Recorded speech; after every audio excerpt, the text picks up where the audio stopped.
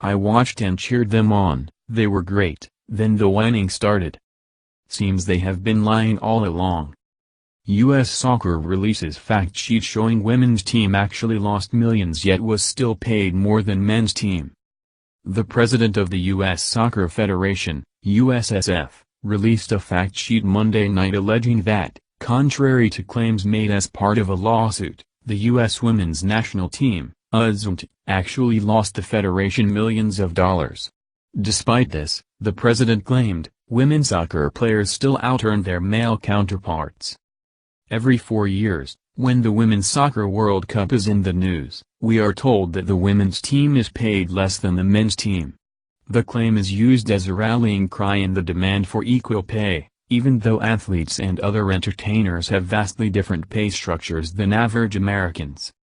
Still, we are told the women's team is discriminated against because of their gender because they are paid less than the men's team. Earlier this year, the women's team filed a lawsuit against the USSF alleging pay discrimination. In June, the women's team released information alleging they brought in more revenue for USSF than the men's team. The difference was slight, $50.8 million to $49.9 million, but it was enough to cast doubt on those saying the women's team doesn't bring in as much revenue as the men's team. Now USSF President Carlos Cordero is pushing back. He wrote an open letter explaining that he directed U.S. soccer staff to conduct an extensive analysis of the past 10 years of U.S. soccer's financials. He said the analysis was reviewed by an independent accounting firm. The analysis showed that the women's team was paid more than the men's team. The fact sheet includes bulleted information about the different pay structures for the men's and women's teams. USSF claimed that it paid women $34.1 million in salaries and game bonuses and we paid our men $26.4 million, not counting the significant added value of various benefits that our women's players receive but which our men do not. For example, the women's team has a guaranteed salary thanks to their collective bargaining agreement with USSF.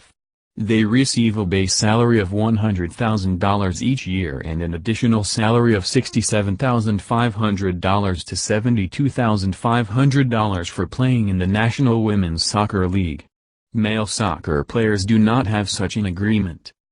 That agreement means women's soccer players earn a guaranteed salary of $167,500 to $172,500 each year.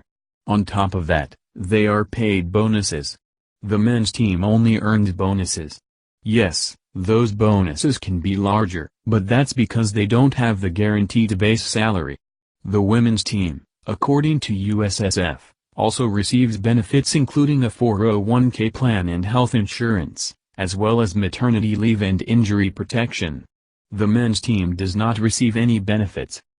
Finally, USSF points out that the hypothetical per-game comparison making the media rounds isn't even plausible.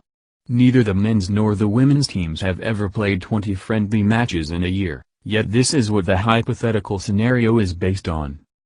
That said, if the men and women ever did play in and win 20 friendlies in a year and were paid the average bonus amount, a women's player would earn more from U.S. soccer than the men's player. The women's player would earn at least $307,500, WNT and NWSL salaries, plus game bonuses, and the men's player would earn $263,333, game bonuses only, USSF claimed.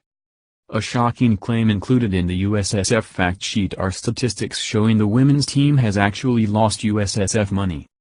From 2009 through 2019. A time frame that includes 2 Women's World Cup championships, the women's national team has earned gross revenue of $101.3 million over 238 games, for an average of $425,446 per game, and the men's national team has earned gross revenue of $185.7 million over 191 games. For an average of $972,147 per game.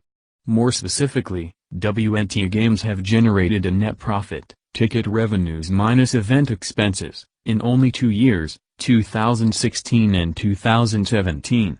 Across the entire 11-year period, WNT Games generated a net loss of $27.5 million. Nevertheless, U.S. Soccer does not view these as losses, but rather as an important investment in our women's national team and in the long-term growth of women's soccer.